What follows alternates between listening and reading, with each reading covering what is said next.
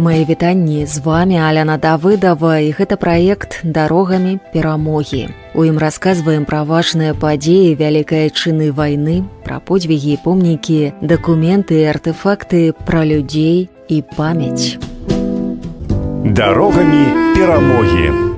Мы находимся в экспозиции, которая называется «Памяти патриотов Витебщины». Сама экспозиция подвальная, находится в здании постройки 1803 года. Тут у гады вайны размяшчалася аператыўная каманда службы бяспекі СД-9. Менавіта адсюль вялі на расстрэл вядомую падпольшчыцу Веру Харушую. У Віцебску яна апынулася восенню 1942-го, актыўна ўключылася ў падпольную барацьбу, расказвае навуковы супрацоўнік Витебскага областного краезнаўчага музея Варвара Стельмашук. Ей задачи поставили как раз подпольщиков собрать всех вместе. Она наладила связь с группами, которые здесь действовали. Поселилась в доме у женщины, назвали Мария Воробьева. Вере Захаровне она, вела очень активную деятельность. Например, с Матрёной Оскер сотрудничала. Женщина жила у аэродрома. Она была не примечательна, скажем так, не представляла интерес для врага, потому что была инвалидом, у нее был протез ноги. И она могла спокойно получать сведения от людей, работавших, например, на аэродроме, передавать подпольщикам дальше,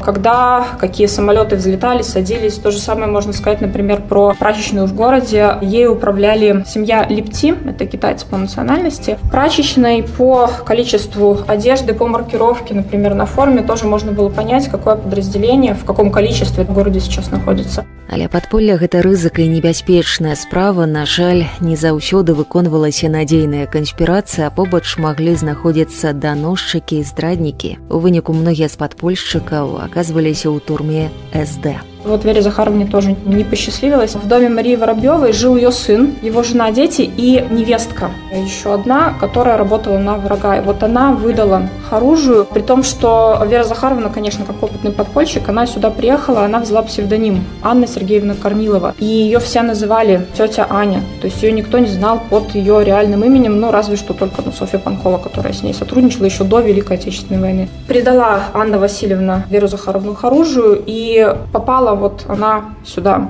в тюрьму СД в ноябре 1942 года. Была тут 22 дні, Веру Харушую водили каждый день на допыт, катовали. Камеру могу вам показать, в которой она находилась. Можно сейчас туда пройти. Здесь фотография Веры Захаровны, а справа фотография Анны Киташовой, девушка, которая в молодом возрасте еще стала подпольщицей в годы войны. Она и была свидетелем того, что здесь последние дни свои провели Харушая и Панкова.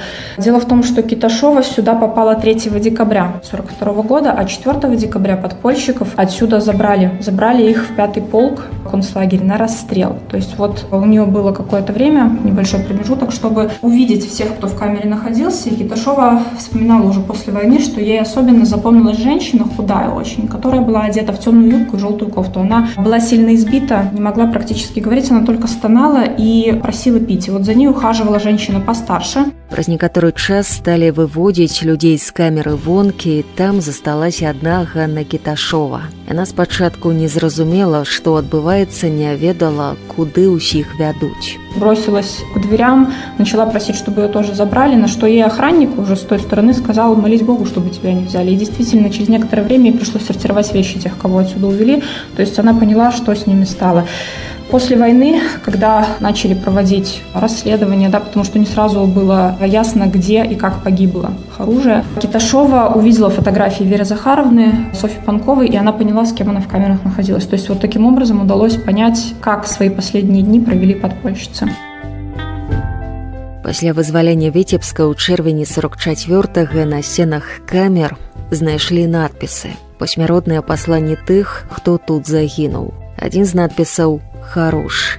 І гэта доказ. У гэтай камеры пэўны час апошнія свае дні знаходзілася Вера Харушая. 17 мая 1960-го яе пасмяротна ўзнагародзілі залатой зоркай Героя Савецкага Саюза.